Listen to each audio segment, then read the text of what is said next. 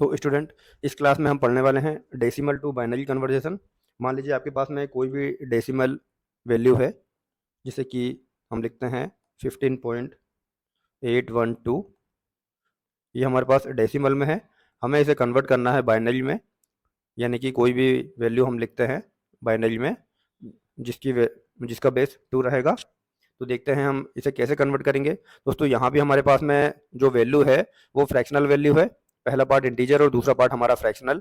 तो फ्रैक्शनल जो इंटीजर है उसे कन्वर्ट करने की प्रोसेस थोड़ी अलग होती है फ्रैक्शनल पार्ट से। ठीक है, तो पहले हम अपने इंटीजर पार्ट को कन्वर्ट करते हैं बाइनरी में।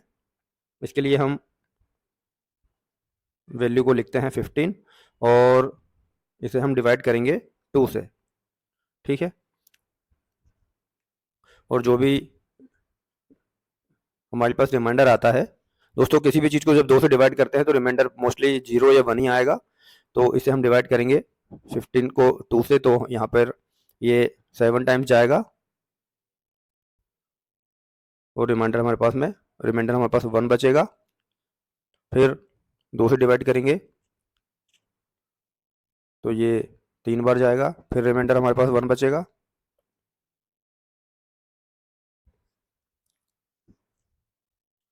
फिर 3 को 2 से डिवाइड करेंगे तो रिमाइंडर हमारे पास 1 बचेगा, ये 1 टाइम्स जाएगा। और दोस्तों, हमें इसे लिखने के लिए इस तरह से लिखना रहेगा। ठीक है, कंफ्यूज नहीं होना है आपको। आप यहाँ से उल्टा नहीं लिखेंगे, मतलब सीधा वैसे ये होता है, लेकिन आपको लिखना इधर से है, नीचे से ऊपर की तरफ जाते हुए। तो आपकी बाइनरी वैल्यू जो होगी वो होगी 1111। ठीक है, अभी हमारा फ्रैक्शनल पार्ट बाकी है। फ्रैक्शनल पार्ट हमारे पास में है 812।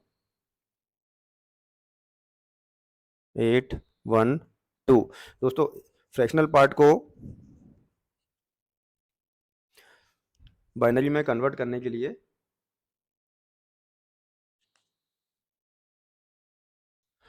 हमें इसे, ये यहाँ पर पॉइंट और रहता है 0.812, इसे हमें 2 से मल्टीप्लाई करना पड़ेगा। और जब हम इसे 2 से मल्टीप्लाई करेंगे तो ये आएगा 1.624। यहाँ से हम इस 1 को अलग अलग लिख लेंगे, बाकी वैल्यू को छोड़ देते हैं। फिर इस वैल्यू जो है इसे हम मल्टीप्लाई करेंगे फिर 2 से, 0.624 मल्टीप्लाइड बाई 2। तो ये हमारे पास आएगा 1.248। इसमें से हम 1 को अलग लिख लेंगे और बचेगी 2.248, इसे हम यहाँ पर लिखेंगे।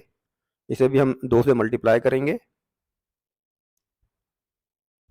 जब हम इसे 2 से मल्टीप्लाई करेंगे तो हमारे पास जो वैल्यू आएगी वो आएगी 0.496। ठीक है, ये 0 आया है, 1 नहीं आया है, तो इसे हम यहाँ पर 0 लिख लेंगे। इसके बाद 496 को फिर मल्टीप्लाई करेंगे, 0.496 को 496 मल्टीप्लाइड बाय 2।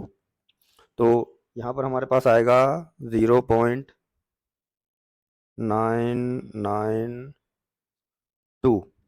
ठीक है, यहाँ पर भी 0 ही आया है, तो हम इसे फिर अलग लिख लेंगे।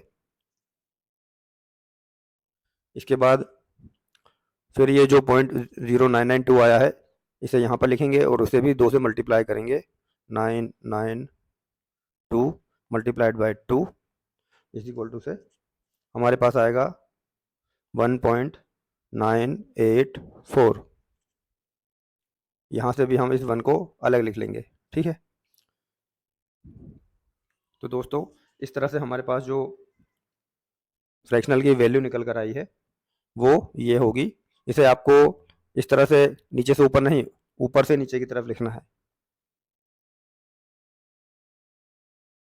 ठीक है, तो ये जो वैल्यू होगी वो होगी हमारे पास 11001।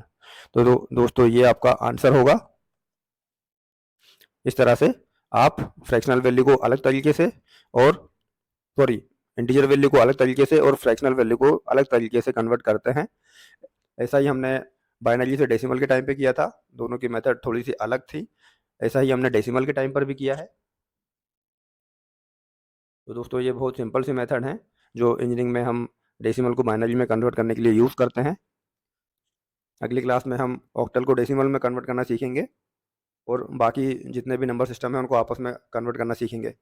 चलिए मिलते हैं अगली क्लास में।